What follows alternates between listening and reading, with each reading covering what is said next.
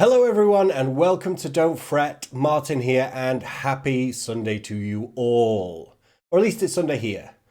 I mean, you might be watching this in the future, right? Because we're time travelers and that's what we do.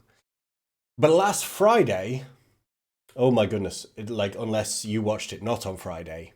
But last Friday I released a video which was part one of a 3-part series where we look to adjust and remove the negative emotions from our lives and instill some positive ones more often. In my case, how I managed to release anger. And we're going to move into the second part right now. So if you've not done the first part, pause this video, go watch the first one, hop back here, and we'll get started.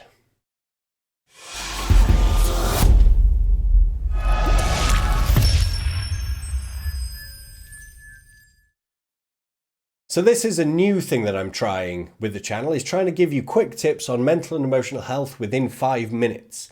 So let's get started really quickly. So another key part on being able to remove negative emotions is being able to instill positive emotions where you can feel them a lot more frequently, that can subvert those negative emotions that have been plaguing us for such a long time. And so we can choose any positive emotion, really, anything that you want to experience more of. Personally, when I was dealing with anger, I chose joy as a natural counter to that anger. But it could be gratitude, could be passion, could be strength, could be resilience, could be peacefulness. It could be whatever you want, really. But I'm going to use joy as this example. Because I remember when I did this experience, and at the time I had the most amazing dog, Link, husky, like the most amazing companion a man could ever ask for.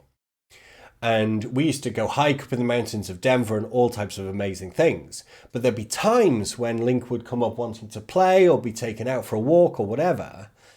And I would feel frustrated because I would have so much work to do and I would get stressed. I would get frustrated and I could feel myself just like, oh God, Link. And so Link was starting to become a burden in my own mind. And all Link wanted was to give and receive love. So I was choosing stress and pain over love. And it took me a long time to realize this. So what I did was I chose joy, and I wanted to write some rules that I could experience joy on a regular basis every single day as a counteract to the anger that I was feeling on a regular basis. And one of those rules was my interactions with Link. And I wrote down, I will experience joy in any interaction with my amazing dog, Link.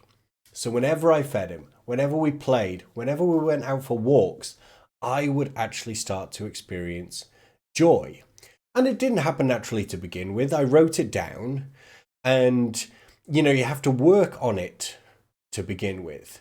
So whenever Link would come up then to play or anything like that, I would initially feel that level of frustration and stress. But I remembered that I'd written this new rule down to be like, oh, okay, yeah, this is how I experience joy now. Because I've written the rules. And I would go and do the thing and I would have fun with my dog. And then I'd come back to work. And the strange thing is over time, that behavior became more and more unconscious. And all of a sudden I was experiencing joy so much more regularly in association with my amazing dog. And what was incredible that I noticed then, because I was then approaching work from a joyful space, I was so much more productive. My interactions were so much better, and that was with one rule. I also added in other things that I could experience every single day that could bring me joy. My shower. I showered every single day. I still shower every single day. Not a bath person, really. I shower. And that feeling of cascading water on my head and things like that is now a source of joy for me. What used to be a routine act now became a source of joy because I wrote it down. I will experience joy whenever I get to take a shower. So you can actually write new, convenient, easy to access rules that will allow you to experience positive emotions on a daily basis, on a consistent basis. And my last tip And I'm going to try and keep this under 5 minutes. My last tip is that cognitively, when we experience negative emotions, they stick around longer than our positive emotions. In fact, 3 to 5 times longer, because that's our ego brain trying to protect us.